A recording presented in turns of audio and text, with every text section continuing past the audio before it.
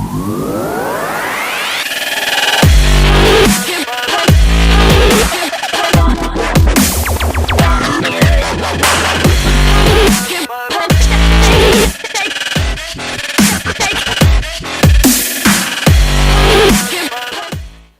I'm here with a very special guest for today's episode.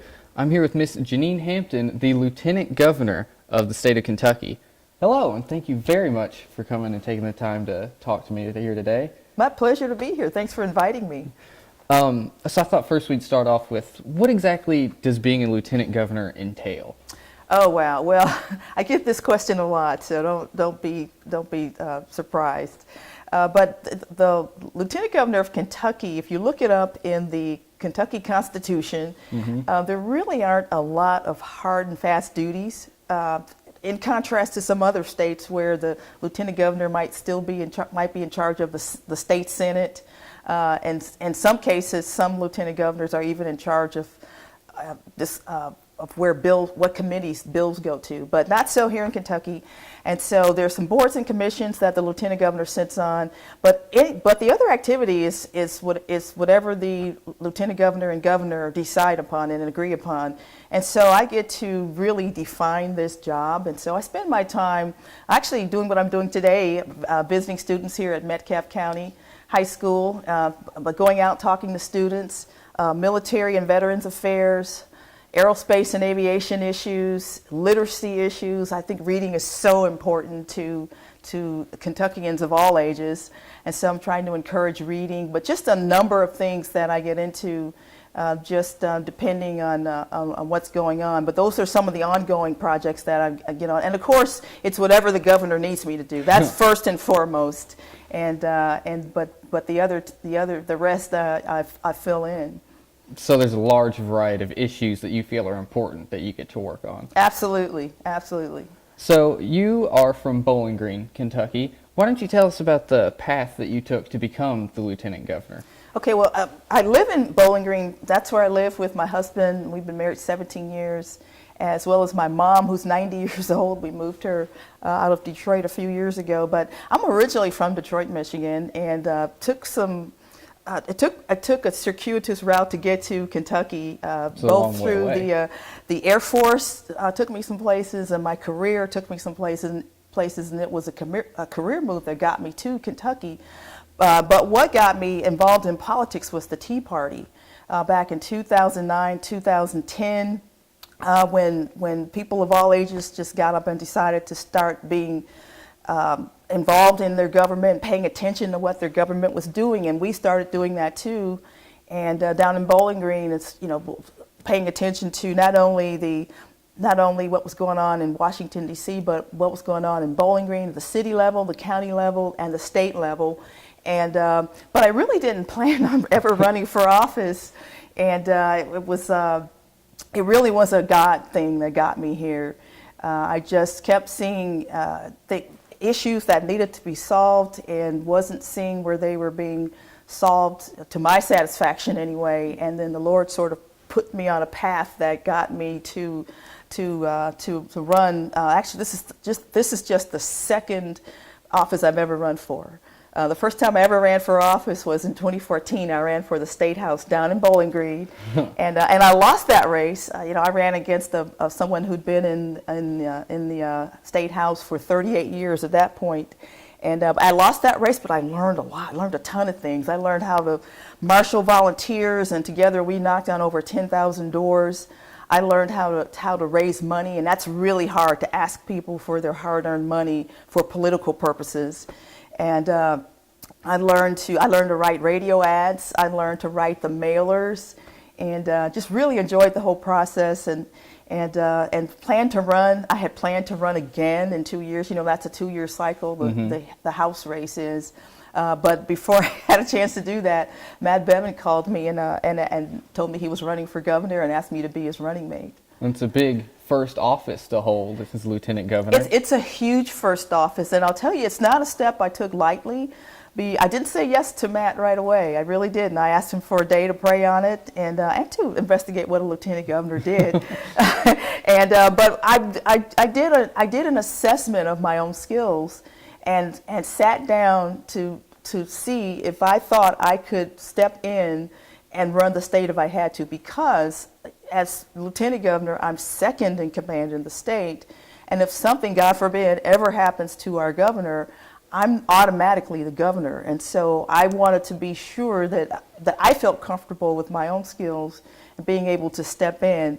And again, it was an honest assessment. And if I thought the answer was no, I would have said no to Matt. But I felt I was fairly comfortable with my own abilities. All right. Well, going back to some of your duties from before, one program you're very involved in is the big Entrepreneurial Scholarship Program here. Yes. So why don't you tell us a little bit more about what exactly that is? Well, this was an idea I had when I was running. I wanted to be able to introduce high schoolers or young people to the idea of starting their own business someday. And so I came up with an idea that we ended up calling the Lieutenant Governor's Entrepreneurship Challenge, which is basically Shark Tank for high schoolers, if you think about it. It's a business pitch contest. The students will write a business plan, as well as do a video, and they'll pitch in front of judges. And it's the teams have to be 2 to 4 students, minimum 2, maximum 4. And this is for ninth graders through 12th graders, by the way. And so all high schoolers, whether it's public school, private school, home school, whoever, and each team needs one adult mentor, and they're not limited to that mentor or that coach as they're writing their plan. And all the details are at kylgec.com. And there's a date coming up. There's a deadline. The deadline to register this year is Halloween. So October 31st, 2017, they must register, at least register. And all we need to know is who the team members are, who their coach is, and what their idea is. Then they'll write a plan, and all the details on what we're looking for are at the website. And they'll do a plan and the video, and then they'll pitch in April. Well, that's a very, very big challenge you have for all the students.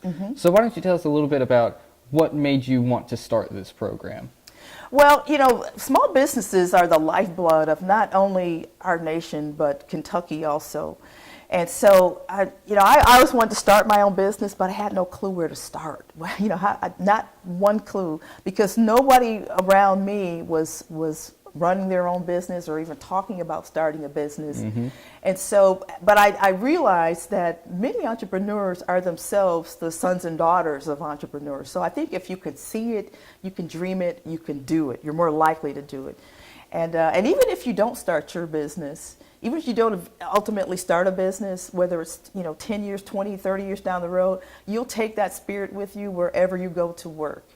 And so I just came up with this. I thought this was a very good idea at introducing students to this. And by the way, I didn't talk about one of the reasons high schoolers should enter this is the scholarship money we're giving away. We're giving away $100,000 in scholarship money that can be spent at any secondary, post-secondary educational institute, as long as it's based in Kentucky. Got to be based in Kentucky, but that can be a 2-year school, a 4-year school, a tech school, something online, as long as it's based in Kentucky. It gives students a lot of options on how to expand their horizons going absolutely. Forward. So the top team's going to take $50,000, going to split $50,000, and then it goes down from there. Well, that's a lot, and it really helps expose students to new ideas and practices that they might not be able to get here in a small town such as ours.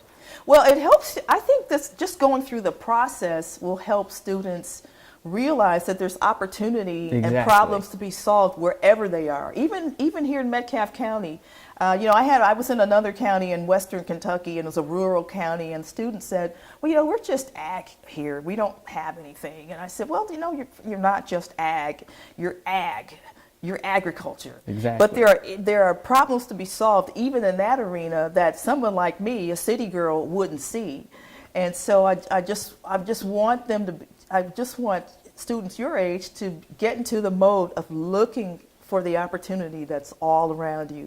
Uber, I have to mention Uber, because that's one of those ideas where you go, I wish I thought of that. And, and it's so simple, right? Ride sharing.